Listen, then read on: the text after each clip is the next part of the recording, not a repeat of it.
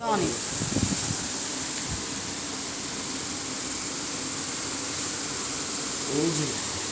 اوكي.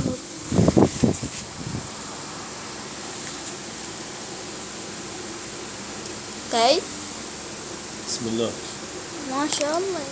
اللهم صل على محمد وعلى بي يقول هذا حجامة هو عبد الله العلم. بدون ألم. هذا حجامة عبد الله ابن ابو عبد الله. اشبال الحجامة. أشبال الباقلة. ما يفكر ولا كان. عشان الشباب. اللهم صل.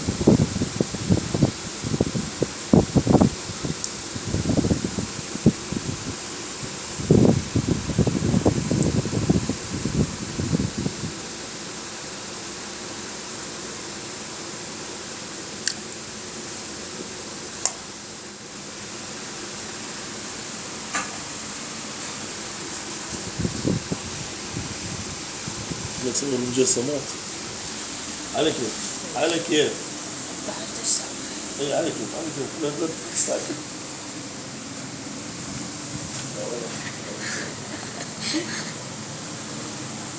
بابو بسرعة. شو دخلت؟ على كيف ايوه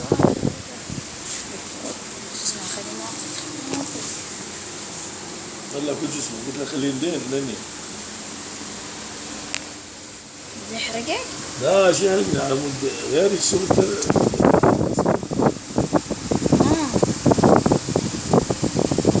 شوف الترتيب اللي صار غرق. بدون غرقك. هذا شنو؟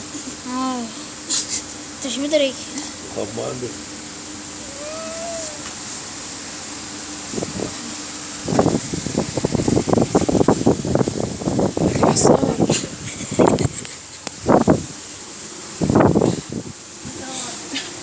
لا صور وراح يصور لي قبل. لي اكل ضبيط.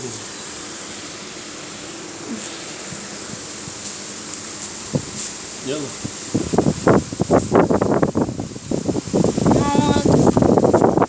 بس واحد بس نزل جسمك. مو فاهم ايش رايت مني. شوف الطاشت. يسكت لك ابو الباقلة.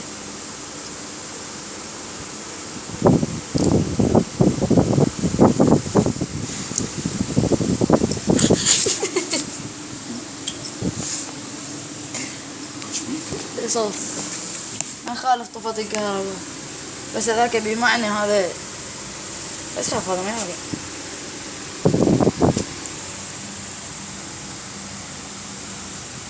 كبد عمري ما انت الصور. كبد عمري رجعنا نسوي بيتك يلا ما ادري يلا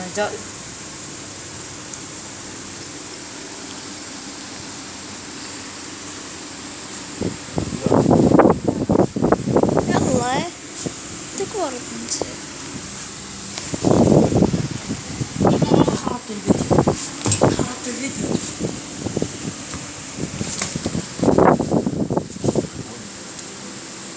حيوان حطك انت اصلا ظل حيوان.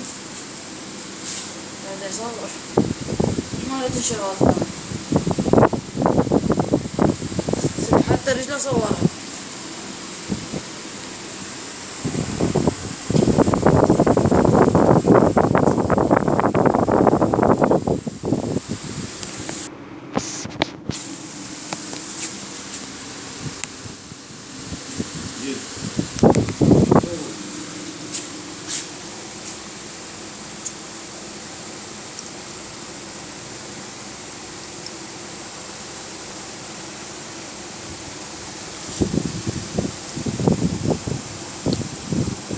يلا كملت.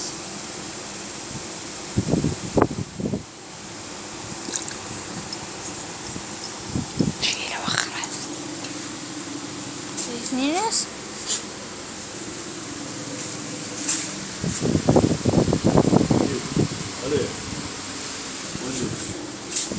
الله الرحمن الرحيم. قال رسول الله صلى الله عليه وسلم: من أحيا سنتي بعد فساد أمتي فله أجر 100 شهيد. وهذه سنة نبوية شريفة. قال رسول الله صلى الله عليه وسلم: ما أسريت في ليلة الإسراء والمعراج إلا أوصاني ملأ من الملائكة قال: يا محمد مر أمتك بالحجامة، أوصي أمتك يا محمد بالحجامة. فقال: دواء أمتي في 3: شربة عسل أو شرطة محجم أو كية نار، فلا أنهى أمتي عن الكي فآخر دواء الكي. فيقول الرسول صلى الله عليه وسلم: أمثل ما تداويتم به الحجامة. فالحجامة هي وصية أهل السماء لأهل الأرض، ومن أهميتها بلغوه فيها في ليلة الإسراء والمعراج. هذا الدم من يخرج هو دم خليط من السموم وليس فاسد.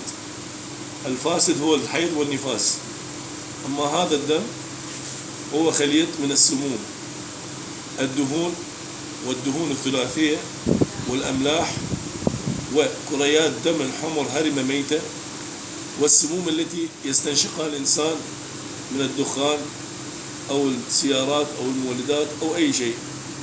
فهذه السموم هي خليط تتجمع في الأنسجة التي تكون بين الأوردة والشرايين،